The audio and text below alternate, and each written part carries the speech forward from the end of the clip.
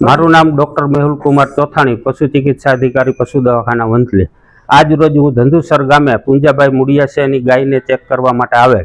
આ ગાયની ઉંમર અંદાજિત 5 વર્ષની છે। જે ગાયને તપાસ કરતા માલુમ પડેલ કે જેમાં ગર્ભાશયની કોથળી નથી, પરંતુ આ ગાય અત્યારે સવારે ને સાંજે 2 લીટર વગર વીઆઈએ દૂધ આપે છે। આવો કેસ રેર કેસમાં જોવા મળે છે અને આ કેસનું મેઇન કારણ હોય ઘણી વખત સારો ખોરાક, સારી માવજત અને પોષણવાળો આહાર મળવાથી અને હોર્મોનલ ઇમ્બેલેન્સને કારણે પ્રોલેક્ટિન હોર્મોન રિલીઝ થતું હોય તો ઘણી વખત આવ પણ ઉતારે અને ઓક્સિટોસિન હોર્મોન રિલીઝ થવાથી વગર વીએ દૂધ આપતું હોય। એટલે આવા કેસનો આજે ઉત્તમ નમૂનો ધંધુસર ગામે જોવા મળેલો છે। આભાર। શિવરાત્રી જાણીતી વાસળો વાસળી બે આવ્યા હતા, પછી વાસળો હતો ને અમે શેરનાથ બાપુને આપી દીધો 2-2.5 વર્ષ સુધી।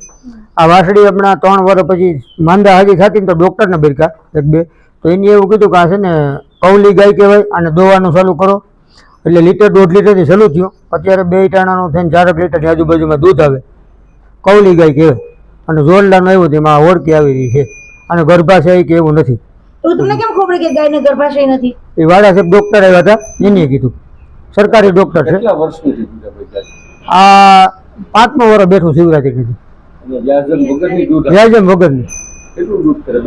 અત્યારે 2-2 લીટરની આજુબાજુમાં કરે, 15 દી થયા, હજી સેજ થયા વધીએ એમ ડૉક્ટરનું કહેવાનું છે।